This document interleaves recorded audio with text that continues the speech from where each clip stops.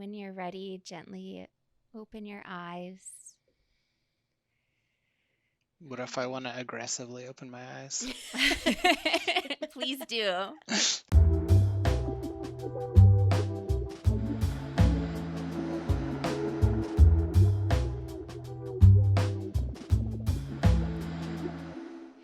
Hello and welcome to Frequency Broads. I am Tara. And I am Victoria, and we are so excited you are here with us today. We have Chase Brock, who is an ADHD coach, among other things, is here today to share his story and his offerings. So, Chase, thank you so much for joining us today. Tell us a little bit about you, what you do, what you offer. And we have so many juicy questions we want to ask you today. So, who are you? Yeah, thanks for having me on. This is my first podcast appearance, but I've probably listened to thousands of episodes of other podcasts, so it makes sense that I should be more involved in the podcasting world. So thanks I for agree. Well, the opportunity. the first time I met you, I said, you have to have a podcast, Chase. You have the perfect voice for it. So, Thank bada you. bing, bada boom, here you are. Here I am. So ADHD coaching is my kind of primary push. Like a lot of people, I've done a lot of different things, and some of those things have stayed with me. I guess you could call them like side gigs, or just other ways that I make money or and work with people. But yeah, coaching is my favorite thing, and what I put most of my energy towards. I also teach yoga like once or twice a week. I teach a mindfulness meditation class once a week. I also do photography. So I do Airbnb photography. And that's because I've always loved photography, so it's still a passion, but I found a way to make some money doing it as well. So I still hanging on to that.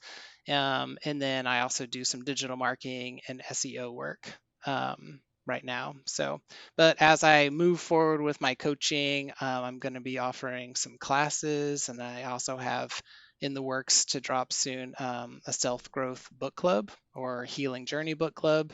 That'll be another offering to try to just help bring what I know and my skills to help people that goes beyond just the one-on-one coaching.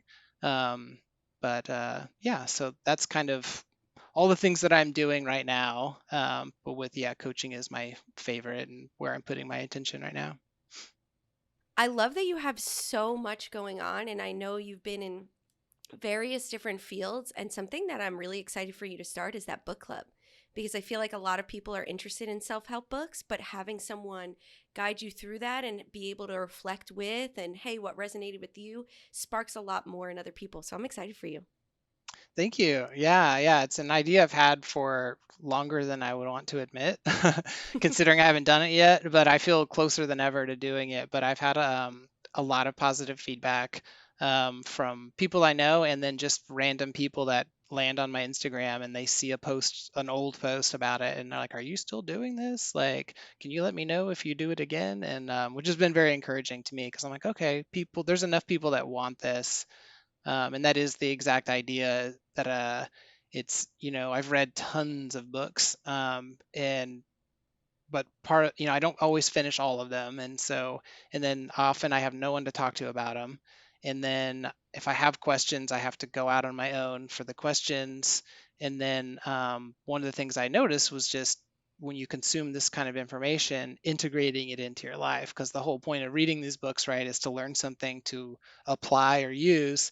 But I found that it's really easy to read the book, and 6 months later you haven't really done much with it, or maybe you held on to one thing and you did that okay, but there was so much more in there that you didn't get into your life. And so that's kind of my hope with this book club. It's a class and book club, and so my thought here is that I'm going to teach the book kind of like I did when I taught high school, and that way for my ADHD clients and my ADHD audience who have trouble reading books, trouble finishing books, you can still show up and you'll get taught the book. So you could not read any of it and you'll still get value if you show up. And so I want people to read, but it's set up in a way to go beyond just reading. And then it's like the other half of it's discussion, question and answers, and working these things out together. And then if people stick around, we have some community that we might be able to build. Or maybe people just make a new friend because they both love the same book and they're learning a lot and they want to keep talking about it. So all those things hopefully kind of come out of it. Yay for community. Yeah. So, I want to dig right into ADHD, and I'm really curious, at what age were you diagnosed, and how has being diagnosed with ADHD changed the way that you view yourself? Yeah. I was not diagnosed until I was an adult. So I got my adult diagnosis um, in my mid to late 20s. It was before graduate school. And I'd been working with a therapist for at least a year.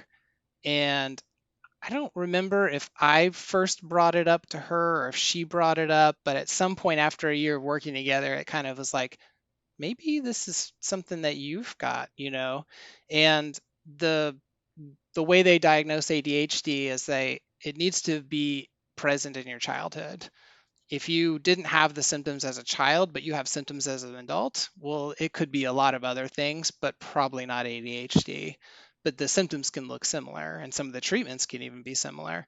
But when I went back through my childhood, it was like, oh, yeah, for sure. Like, I never finished a book ever, ever. Usually, I didn't read any of my books. And I did that um, uh, all the way through high school and even undergrad. I had the worst time reading anything. I would just struggle, and all the procrastination and the insane disorganization, and my life was very like, my spaces were super chaotic. I had no skills to put anything away. I had no idea how to do it. It didn't come naturally to me. So anyway, digging through my childhood, it was like, yeah, this has been with me as long as I can remember. So the diagnosis then, I remember when I got it, it felt like it was a big relief because I'd had these problems for me, that like symptoms that I didn't know what to do with, and I struggled with, and I was very self-critical about them, and like, why do you do this? Like, what the hell is wrong, you know? And I remember when I was an undergrad, I remember I went to the library because this is before we had the web was the internet was out. I'm not that old, but but it wasn't nearly as easy to use, and we couldn't find journal articles and things the same as we can these days. So I'm in the school library, and I went there with the mission to figure out why I procrastinated. So I just was looking for any book I could find that would explain what procrastination is, why do I do it, how do I fix it? Because I realized it was really damaging my ability to succeed in college, my procrastination. And so, yeah, I didn't really learn much. I looked and looked, and I found little bits here, little bits there, but I just know that like I was trying to figure things out then because I could see this problem. And so getting the diagnosis is like, oh, all this stuff makes sense. I was like, oh, and I had like a container and now I had something to go actually research. And then once I started looking into ADHD, I started finding answers, and much better answers than just trying to find journal articles about procrastination, or books about procrastination, because so it changed a lot. It also enabled me to start medication, and so I think that was a huge help for graduate school for me, being able to use medication. Yeah, so diagnosis definitely changed things for me. And like a lot of people that start on this journey, especially as an adult, you kind of have this like honeymoon of like, oh, I know what it is, and now I'm going to be able to fix everything, and I'm going to get medicine, and it's all my problems and struggles are just going to go away. And you find out really quickly that that's not the case.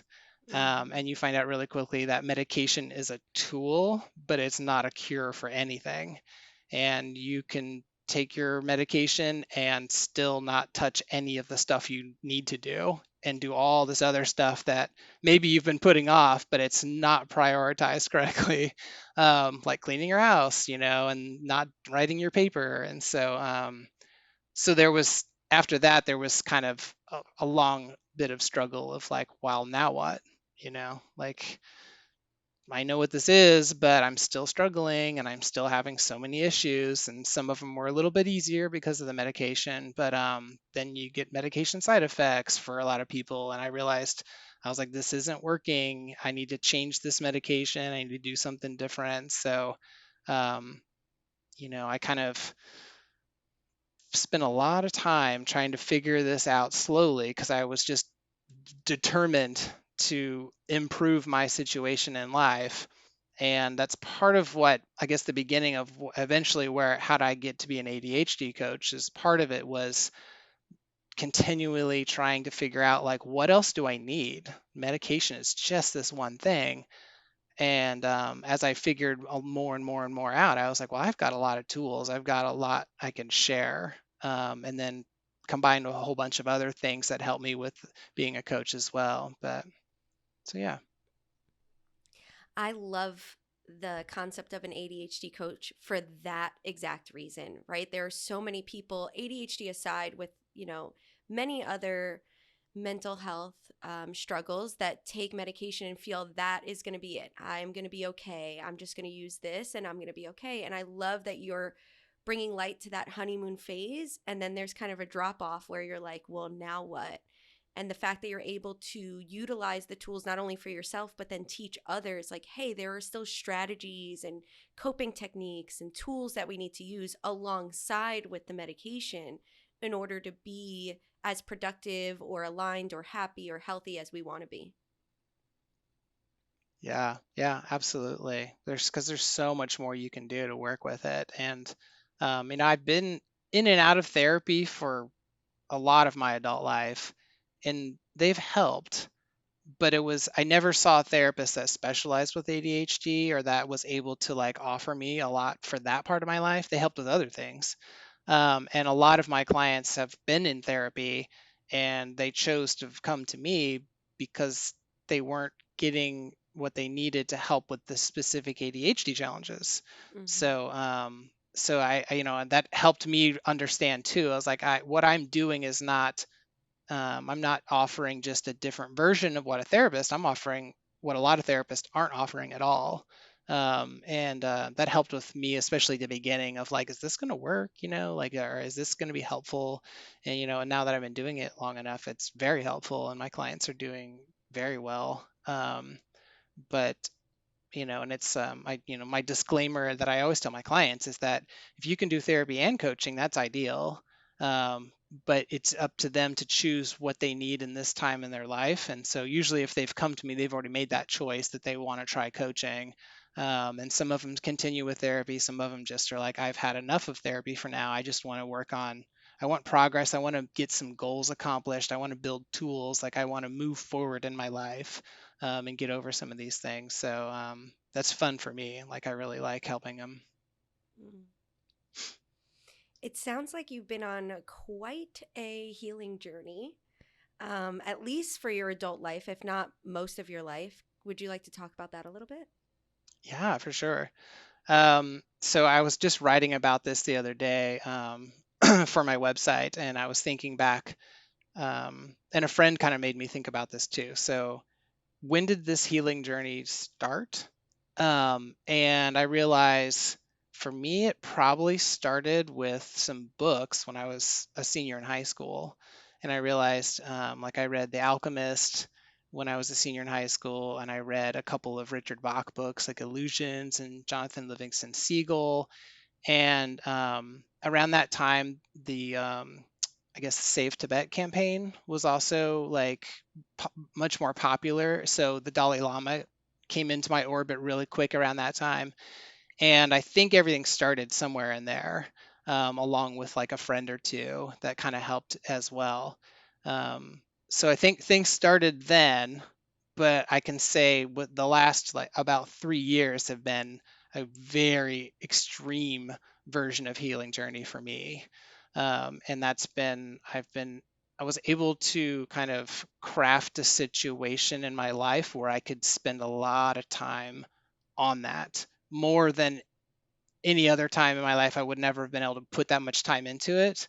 I had to make a lot of sacrifices in order to do that, but I was able to spend the majority of my days for a lot of time just reading, learning, therapy, practicing the skills I was learning, lots of podcasts, and one book would lead me to another author, and then I would listen to that author somewhere else, and then I would find them on the podcast circuits, and then I would listen to them there, and then some of them had their own podcast. And so it was just a big deep dive in the healing journey for me this last 3 years. And it's been, yeah, very transformative. And it's the only reason I'm coaching now, too. I think that had to happen before I was ready to coach the way I can coach today.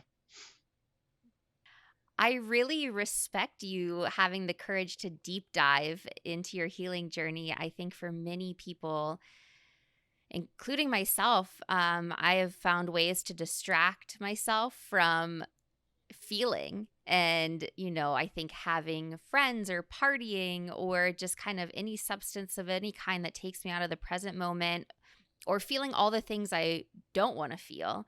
I believe that you've had quite the journey around your sobriety, and I'd really love for you to share a little bit what that's been like for you to become sober. Yeah. That made me think, I was like, what spurred this 3-year thing? And there's no better motivator than pain or suffering. So, Yeah.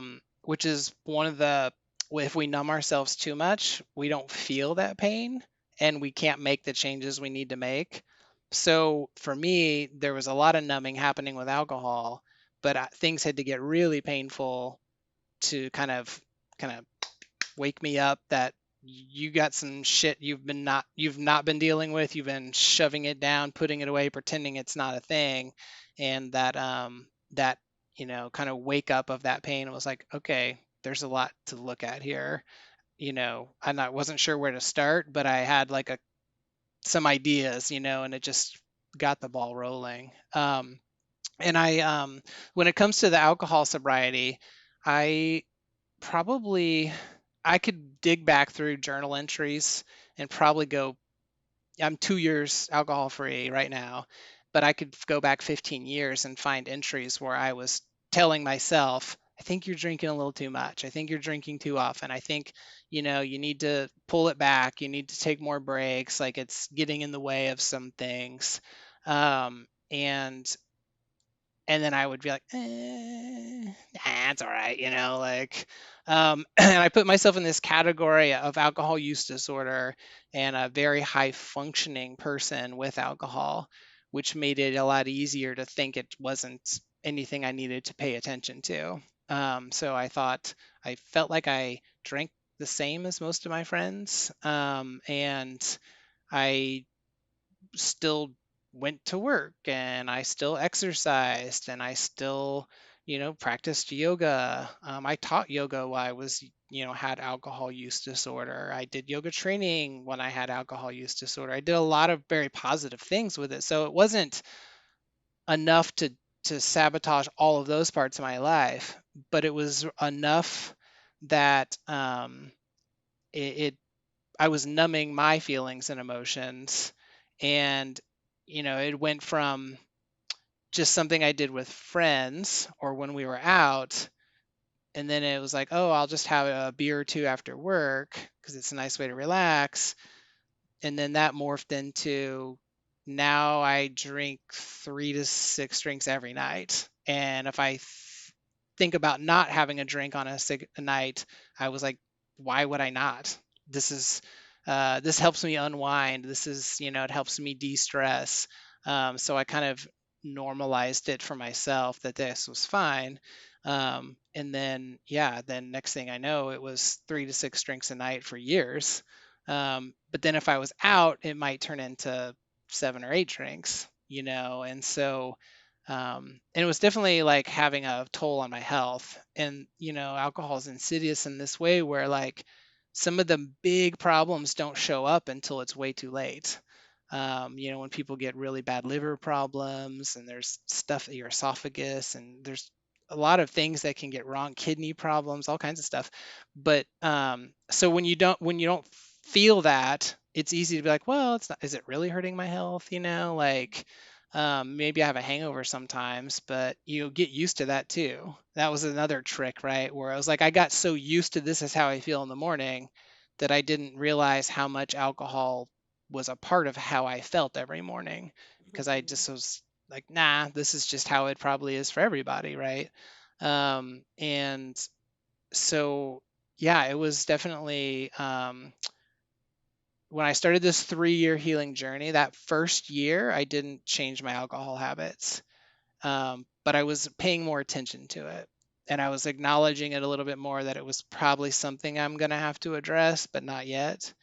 I didn't have a strategy around it, but when I look backwards, I realize that I did things in a good order for me.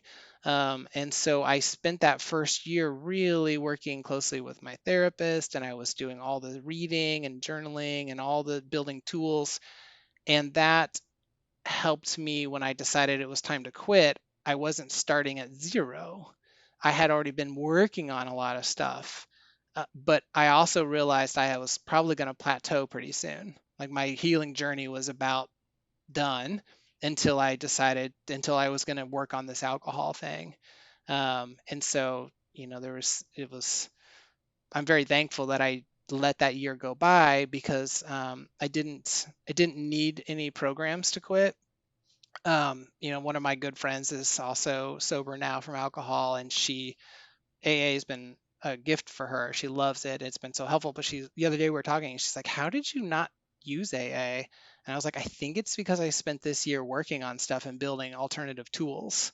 So I had tools in my toolbox to rely on when when I was didn't have the alcohol anymore as my crutch." Not It still was not easy, and I did read books that were about 12 steps, and I was able to incorporate some of those ideas into my life. Like Russell Brand has an awesome book about, I think it's called Recovery, and I'm a fan of his, and I listened to the audio version, and it's super entertaining, and it was so helpful. So I still got some help from that world with quitting alcohol, but yeah, it was hard. Yeah, it was really hard. So much better now. But Yeah. yeah, that first year it was hard in ways that I couldn't have predicted. Mm. So clearly, that 3-year journey was needed not only for you, but for the work that you can do for others, right? Needing to be able to get in touch with your own emotions in order to teach others how to do the same. So, can you kind of touch upon the work that you do with your clients as far as an ADHD coach? Absolutely. I kind of want to just back up a little bit. So I think it's good to know, like, because the world of coaching, I resisted being a coach for a while because it's kind of the wild, wild west. There's not a licensure program. Anybody can be any type of coach they want to be. And I thought I was very worried about being perceived negatively or, Mm, imposter syndrome. I'm like, am I really qualified to help people? Like, what could I mhm, offer? And so my master's degree is in special education from Portland State. And I focused a lot on emotional regulation and behaviors and ADHD. So that was my first introduction to really understanding things better. And then I taught for a decade.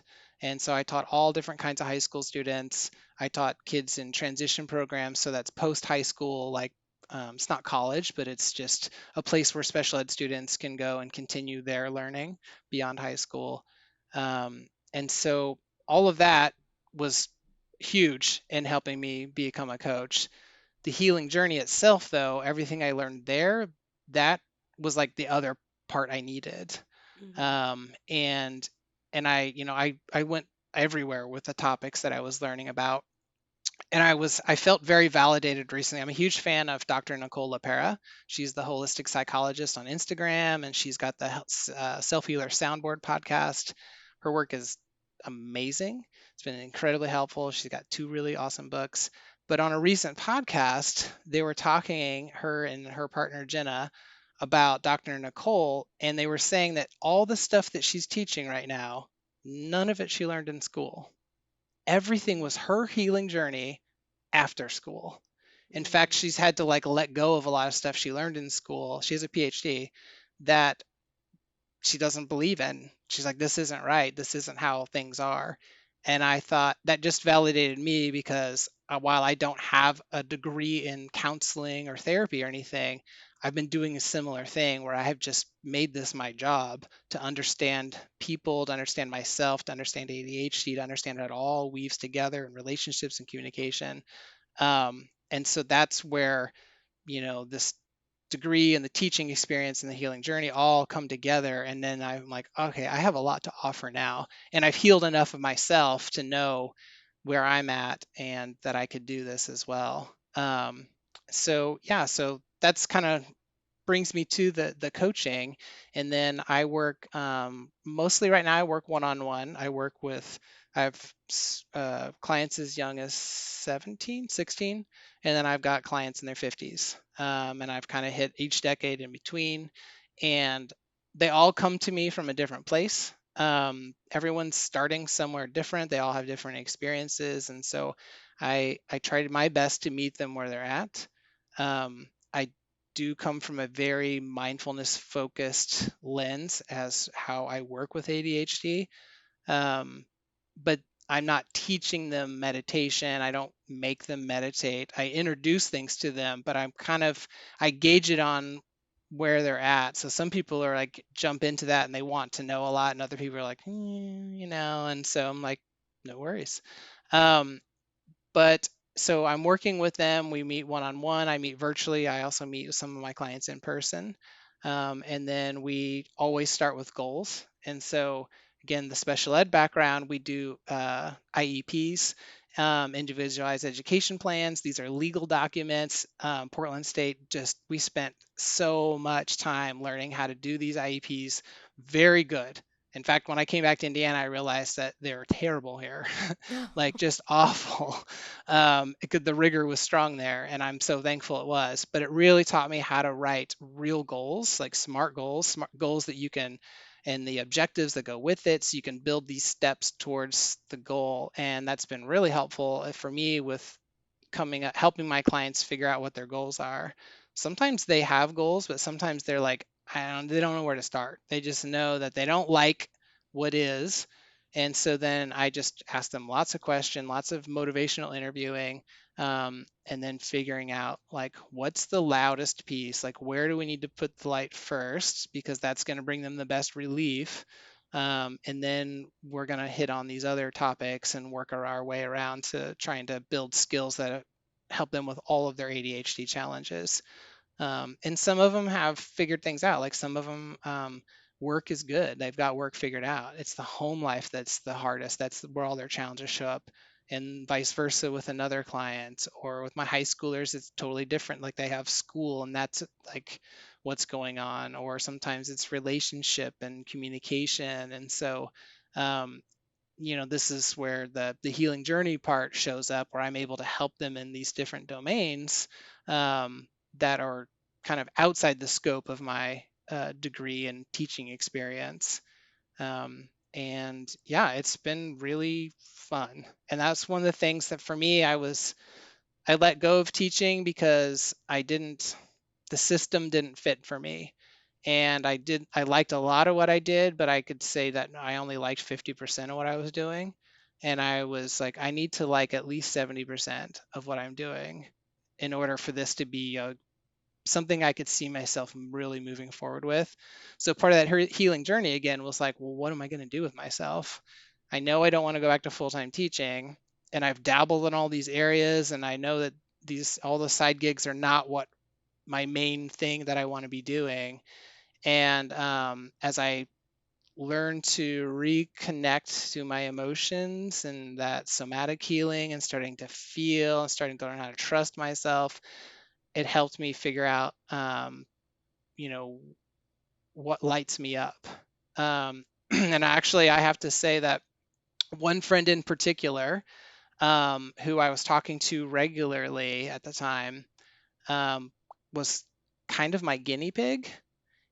So he had, and I don't, that sounds bad. He wasn't a guinea pig. He was my best friend, but he was having a lot of struggles and challenges, and he didn't know who else to lean on, and so he was asking for help. And I just would talk to him very regularly, and we were just talking through these things. And I just, the more I did it, I was getting better as I learned more, and I realized I was like, I guess I'm kind of coaching my friend. Um, and it was helping him, and he was thankful and making progress, and he was probably the best pre-client I could ask for, because he was actually trying to do what we were talking about. Mhm. And it wasn't advice giving, it was helping him figure out what he needed to do, like what's going to be best for him. Um, you know, because that's so important with coaching, that it, I'm a guide. I'm not here to tell you what to do or fix your problems, but I'm here to help you figure it out and ask you the questions that lead you to better understanding. But yeah, that working with him gave me, I think, that confidence that I needed, that I could do this. And even a couple times along the way, he would go to therapy and he would tell his therapist what we've been talking about. And then she would be like, "That's amazing. That's awesome." I think at one point she made a comment to him. She's like, "I should probably hire him. Like, he's really good." And he would take this feedback back to me. And I was like, I like this. This feels so good. I feel like I'm really adding value to somebody's life. I feel like I'm using all this knowledge and practice, and not just keeping it to myself. I'm sharing it.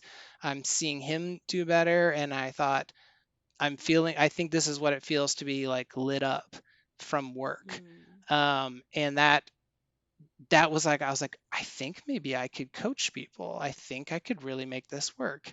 And I did a coaching class, like a long 3-month class, in a group setting. And that kind of was like the finishing touch I needed to be like, yep, you're moving forward. This lights you up. You're good at it. I'm super interested to keep learning and getting better at it. So not sure. I think I answered the question plus probably a bunch more, but yeah. Well, if you don't mind me jumping back to where you started this question or answer, rather, Hmm. talking about your background in special education and all of that, but still trying to tweak, and that you didn't really have like a specific license or certification. And I know that's something that Victoria and I have touched upon in another episode about when we get that imposter syndrome of, oh my God, I don't have the quote unquote paperwork that says I'm capable of doing this.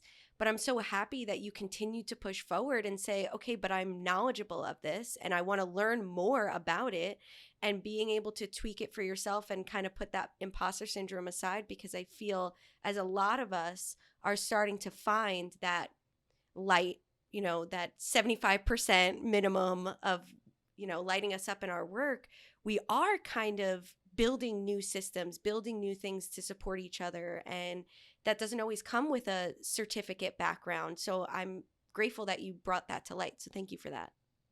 Yeah, it was so helpful, because imposter syndrome was big for me, and it held me back probably from a lot of different things. And in early in the healing journey, my brain was like, well, I guess I need another degree. Where am I going to go back to school? And then I'm learning how to feel my body, right? And I'm like, "Ugh, it feels terrible. I don't want to go back to school." I'm like, I already got enough student debt for a one lifetime. Yeah. I've got 2 degrees. I feel like that's plenty of degrees. And then I was battling with myself, that imposter of like, well, how are you going to do anything different if you don't get another degree? Um, and it was it took a while, and again, the books and the podcasts and that was helping me. As soon as I learned what imposter syndrome was, then I was like, well, I'm going to learn more about that. And then I spent a bunch of time trying to understand what imposter syndrome is, and then that helped me a ton. And you know kind of going back to the ADHD, one of our superpowers that people like to say it is our ability to hyper focus on things we're really interested in, and we can go way deep into a topic if we have interest in it. the healing journey was my hyper focus. That's why I Mm. was able to, that's why I created my life. I made a lot of choices to open this time up so I could just do this because I wanted it. I just felt good. It was like, here's where I want to go. And I thought, if I go back to school, I'm going to have to do a bunch of classes I'm not interested in. I'm going to have to do a bunch of stuff that I don't feel like is going to bring me forward. But right now, I'm doing all the things that make sense to me for what I want to do, and I'm going as deep with them as I want. So I just kind of kept doing that. But again, like, I think, until I heard the term imposter syndrome and then understood it a little bit better, there was still like a total barrier for me. And then the learning was like slowly moving that barrier away of like, maybe you don't need another degree. Maybe you don't need any more you know, whatevers in order to be good at this thing. Because I think that's how I'd live my life forever. I was like, well, I can't do anything if I don't have a certificate or proof. I have to prove everything with these Mhm. papers, with this, or else I'm nobody and my work is not going to be helpful if I don't have this. So, Yeah. And then especially when you think about how many people have the quote unquote paper and they're still like not knowledgeable about what they need to do or how to step forward. So it's really just where do you have the passion to dive deeper, learn more, and then teach out. right? It's so true. We've all interacted with professionals who are mediocre or worse, and they Mm-hmm. have all the letters and the degrees, but it didn't qualify them to be good at their job, at least not yet when we encountered Mm-hmm. them. And even going back to our teachers, we all know teachers that were like, you're like, how are you even doing this job? You're terrible, Yeah. Yeah. but they had the degrees and the papers and the licenses. So yeah, and my learning about imposter syndrome, that came up too, Tara. Like, like, oh, and I was like, well, yeah, that's true for me. Like, I know lots of providers I've worked with that I would never go back to. Mm-hmm. They're like, I can think of a bunch of therapists they weren't bad, but they weren't good.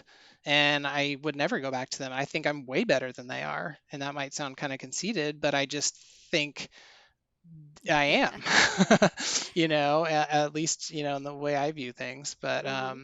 But again, I had to tell myself, I had to teach myself all that stuff to get over the imposter syndrome because it was really big.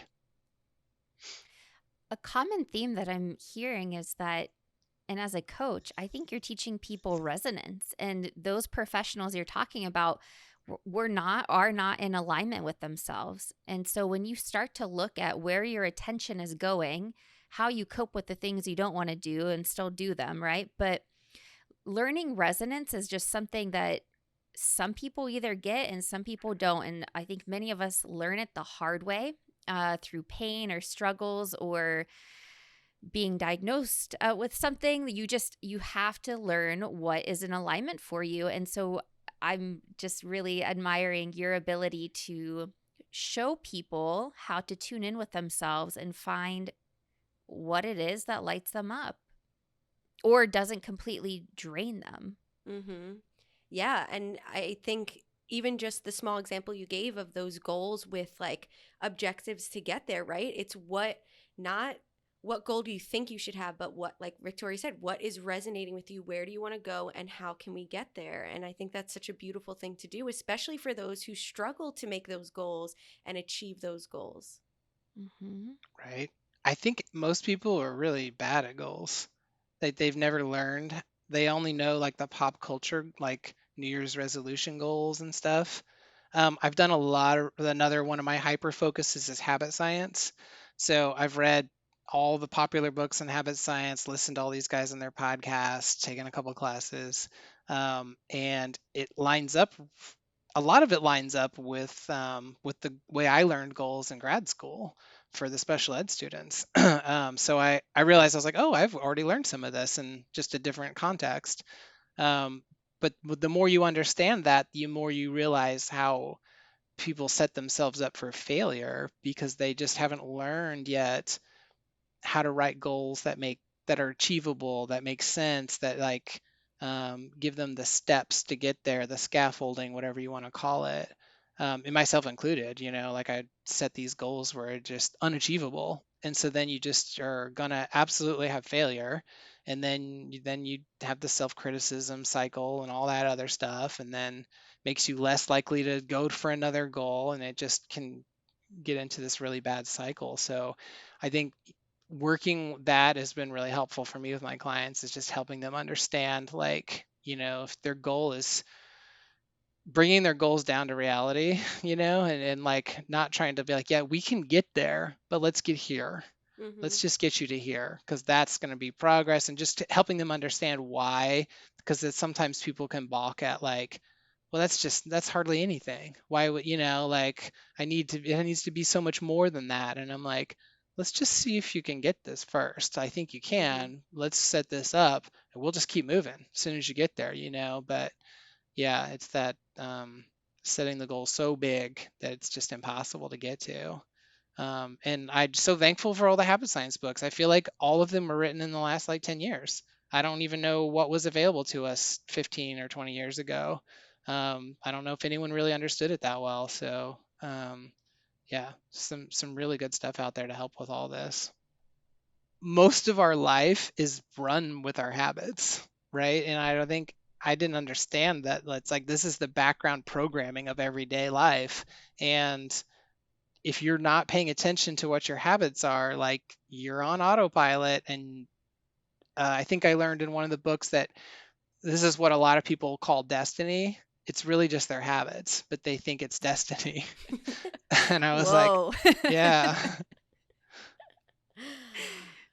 For sure. I know for me, pattern tracking for myself is major, cycle tracking. But I love that put such emphasis on goals and making them realistic and achievable. And I think another main thing is recognizing what type of goal you need. Like, are you the type of person who needs a very specific goal so that way you can be focused on that? And that's what I thought would be beneficial for me for such a long time. But I am already so goal oriented that having that specific goal was actually bad for me, because if I wavered slightly, like if my goal was to, you know, an easy one that everyone can relate to is work out 3 times a week, I would, that would not be the goal. The goal would be like, work out in this very specific way 3 times a week and then one time. Mhm. And I realized that that became so pressureful. So for me, now it's just like movement. Like my goals are very abstract.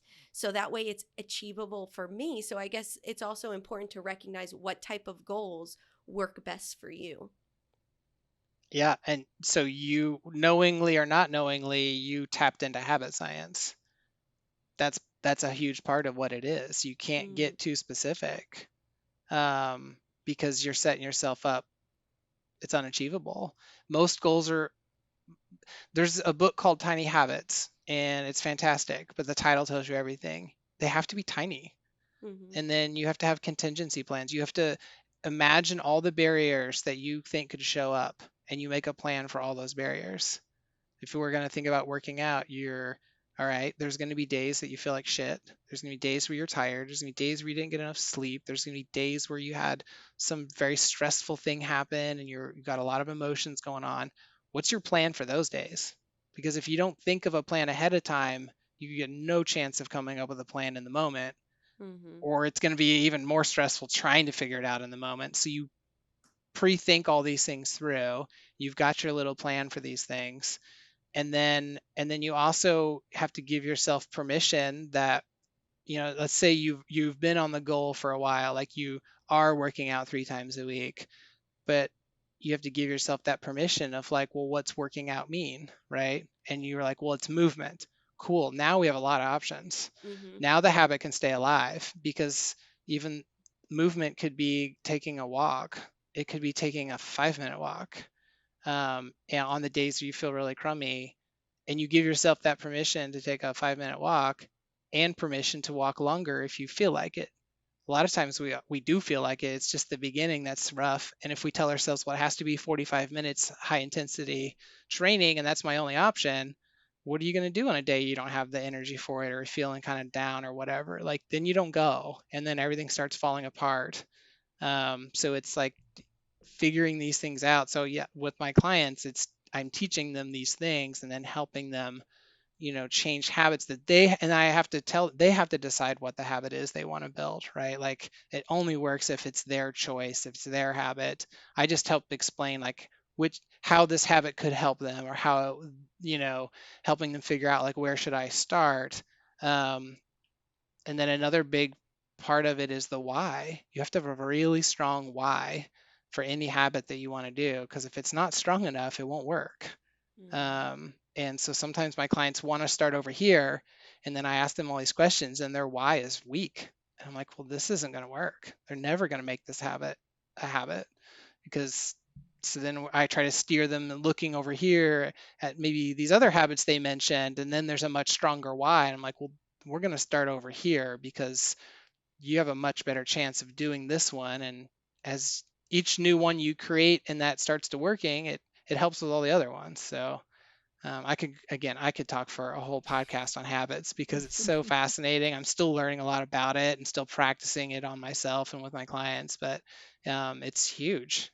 Habits are huge. I feel like it should be required class in high school, for everybody to understand, at least to plant those seeds to understand how much of what they do is based on their habits. Mm-hmm. I know you planted the seed in my head, and that's something that I'm going to start exploring more and teaching out to the kids that I work with. Because we talk about patterns, but I'm ready to just kind of dive more into habits. Now you got me sparked up. I'm ready. No, yeah, Chase, you're definitely sparking a lot of just reflection on habits I have in my thoughts. Not necessarily all the things that I do externally or out in the world, but what is happening internally in my mind and these thought patterns that if I were to break or release, could just make room for more, I don't know, just things that are more in alignment with who I am now. And I think a lot of these thoughts stem from my childhood, from programming, from other people, and maybe just, I think we hold on to some of these thoughts and patterns. I think one of the biggest ones I hear, not only from myself, but others, the idea of not being good enough. And when it comes to coaching or guiding other people, getting over that hurdle of feeling like you are good enough. Mm-hmm. So I'm curious, what can people do to cope with ADHD at home? I know you have lots of tips and tricks up your sleeve, so I'm curious if you can share anything with our listeners today. Yeah, for sure. I will say that I like that you brought the habits of mind, and an important part of habit science is don't think about stopping a habit. And Mm, I hate to call a bad habit or a good habit, but let's just say a habit you want to change. Don't think about how to change it. Think about what new habits are better than that habit. And you want to work on those. They're much easier to build, and they will like squish that one away with time, less and less, because you're adding more better things that are going to replace that one. And then you're not focused on that negative perceived habit, but you're just like, these ones are going to support me better.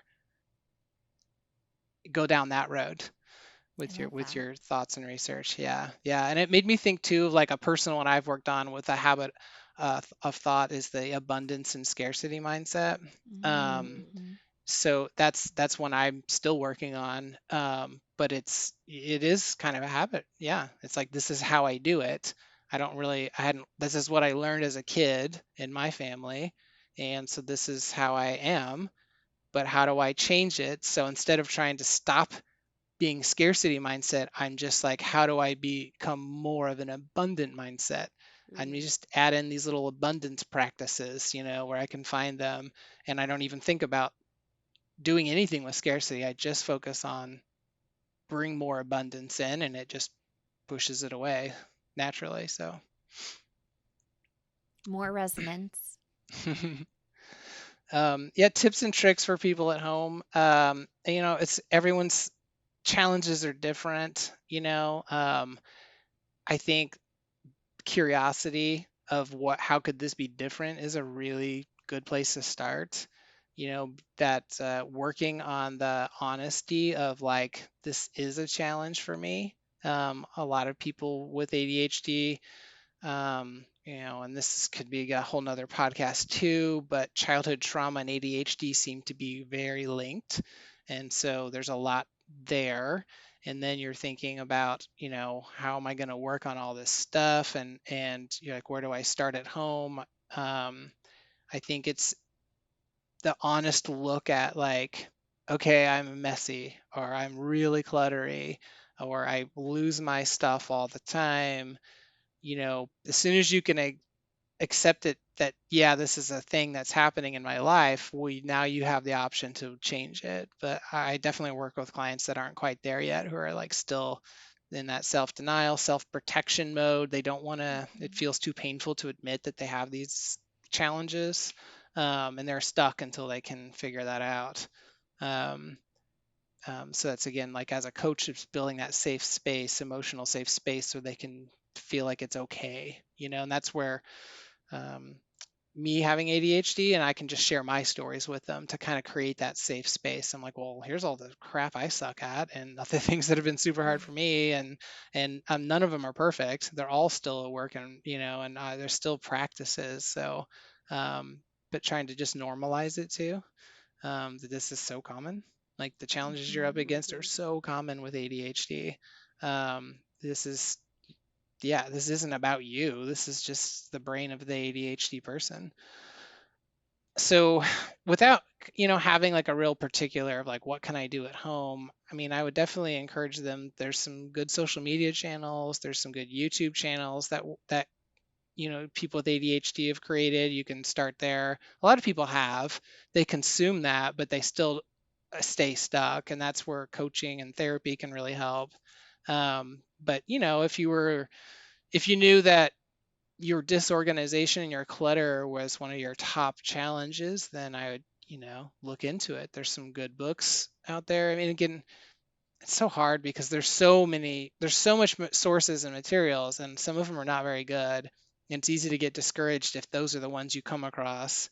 You're like, well, this wasn't helpful, and I wasted my money on that. And then it's, again, like when you work with a coach, like, I've already gone through all those resources, and I know which ones aren't very good, and I'm only going to recommend the ones that I think actually are really good.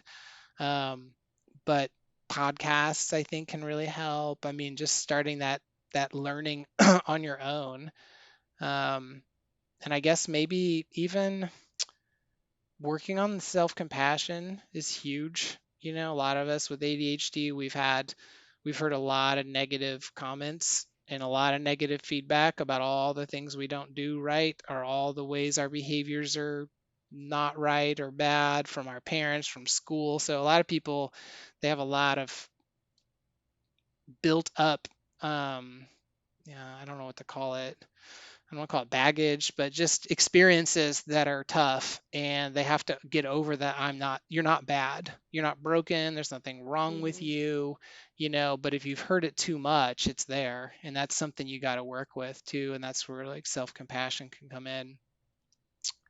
Okay. So I think if you were like, okay, there's all these tools I could work on, is there one tool that can help me with all the things? I had a client ask me this recently, and I'm like, yes, there's one tool that I know of that can work on all the ADHD. And so I teach them all about autopilot, depending on how much they know about it, lots of examples, what is the autopilot, all that. But then we have to say, well, what if you're not on autopilot, what are you? What is it if you're not on autopilot? And like, well, you're aware. You have awareness, right? We call it mindfulness, we call it being mindful, awareness. So if we want to get out of autopilot, we have to figure out how to get more of that into your life. And I think that whatever kind of awareness or mindfulness practice is doable for a person, that will help with everything. And that's, for me personally, it's been the best intervention that I've ever found or used to work with my ADHD. There's been some other things that have been really helpful as well, but that's probably has to be the best intervention I've ever had, because now you can get out of autopilot mode. Now you can build the skills to zoom out and you can see what you're doing better. You can analyze, like, you can see your habits better. You can work on, um, even if it's something as simple as I lose my keys every day. Well, if you can't get out of autopilot, you have no chance of not losing your keys every day, right? Mm. So then we work on the mindfulness and then work building a habit that works for them. Once the habit's there, you can let go and be more on autopilot again, because now you have the habit in place that the keys always go here, and then you can open up that space, because there's nothing wrong with autopilot. We need autopilot. Like, we couldn't function without autopilot. We'd be so exhausted if we couldn't do things on autopilot. But we want to have the control to choose, or to notice, like, okay, I don't want to be on autopilot. I want to be more here for this, but so many people with ADHD are hardcore autopilot for most of their life. Um, Especially if it's anything that's a little bit of a challenge, they're in the autopilot mode and they don't really know what's happening. Mhm. So I think, and I know it's hard because it's like, it's the slowest road maybe. It takes like, it's a hard habit to pick up, Yeah. and it's not going to bring you any results quick. Not like a medicine. Like medication can, it's the same day, you feel it right away, something's shifted. But so I'm trying with my clients to give them little bits of mindfulness. I take them as far as I can get them into it, and then I've taught them all this, like, we're going to do a little bit of this. We need this happens, because the sooner we start it, the better it is going to be for you, because this does take time. Mhm. It doesn't take forever, but anyone that's done mindfulness practice before, if you meditate 3 times in one week, you might feel a little bit better, but that's not enough by any means, right? So, um, but I feel for people with ADHD, because it is hard and you have a lot of challenges, and there's you miss out on a lot of things because time management skills are lacking usually, and so you miss opportunities. And again, like this trauma piece, a lot of people with ADHD have never even paid any attention to their childhood trauma or even aware of some of it, and not understanding that they are related. At least a lot of scientists believe it's related, not all of them. Um, so it can be really hard when you're starting out with trying to figure out what to do with your ADHD. So, but again, we're living in this day and age where we have resources all over the place, and like never before. Mhm. So I guess I'll spin it right back to that curiosity, that things can be different. Hold down to that curiosity. How could they be different? How could I operate in some way that's a little bit better than the way things are today? And that will keep propelling you forward, on your journey to, you know, creating the life that you want, or more of the life that you want. Hmm. Yeah, what I'm hearing you say is that curiosity piece with mindfulness and compassion and recognizing your habits, it's kind of all happening at once. Because if you're allowing yourself to accept where you are in your habits with compassion, you're observing your habits and what patterns may be limiting you, and not without changing anything yet, without labeling it as good or bad, and then saying, okay, well, what other habits do I want to start, and have that focus there, shifting from autopilot into the awakened state to tap into these new habits and patterns that you're creating, alongside with like the curiosity of wanting to learn how what habits are out there that would be beneficial to you, what resources are out there to help cope with the challenges that you're facing. So thank you for that, because that's not at all what I would have. I mean, I don't experience ADHD, but my thought was like, okay, there's going to be like a because I'm a very structured. I'm the literal complete and utter opposite of ADHD. I'm It's like, what's true. the structure? Where's the layout? And it's like, no, there is no layout, because everyone is unique, and it's just how do you dive into being aware of yourself first with compassion before even worrying about what direction to go into, because you're right, everyone is so unique when it comes to ADHD.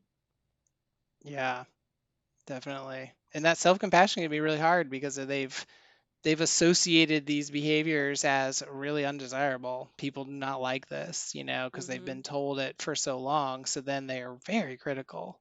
I think everyone experiences this. This isn't unique to ADHD, but it can be very particular flavor of it for people with ADHD, right? Like you're, especially like the school framework where you're told over and over again, you're so smart. Like you're not applying yourself. You're not trying Mm-hmm. hard enough. Like you're messing around too much. Like just pay attention. It's all this, just do this, just do this. What's wrong with you? Why can't you just do this? Like, Mm-hmm. and then you start being like, yeah, what is wrong with me? Why can't I just do this? I guess I'm bad. I guess I suck because everyone else seems to be doing okay with this and I can't figure it out. And everyone tells me I should just be doing it.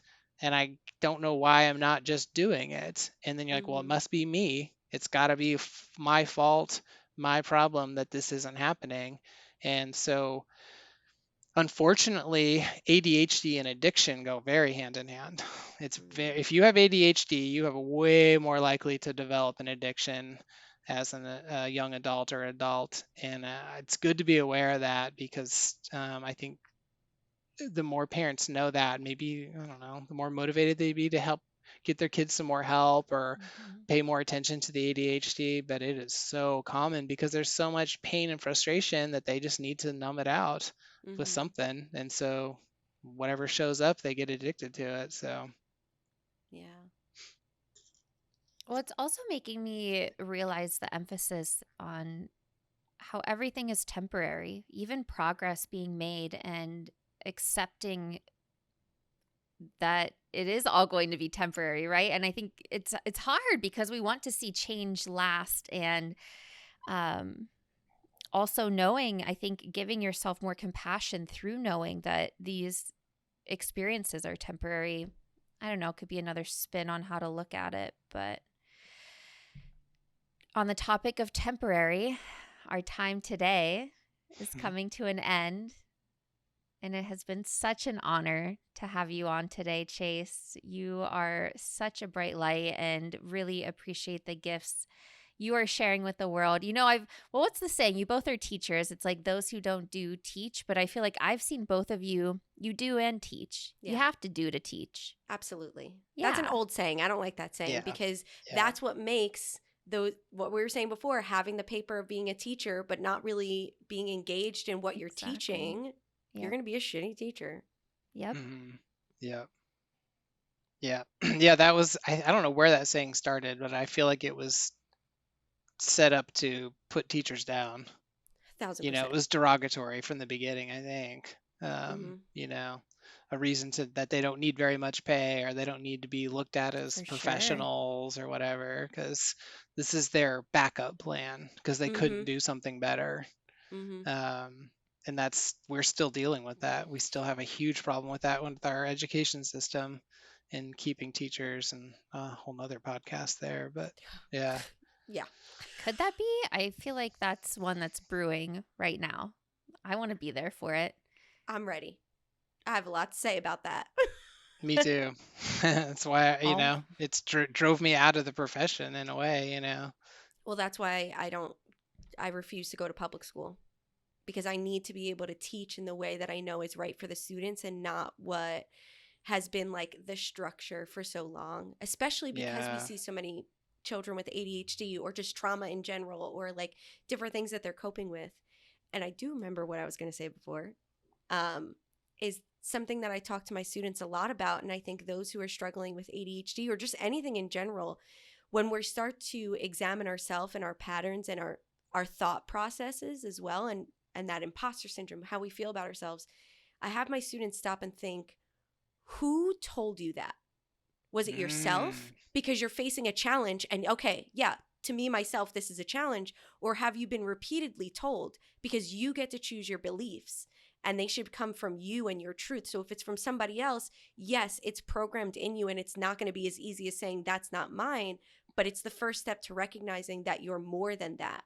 that you're more than your ADHD, you're more than the teacher telling you just do this or just do that, what's wrong with you.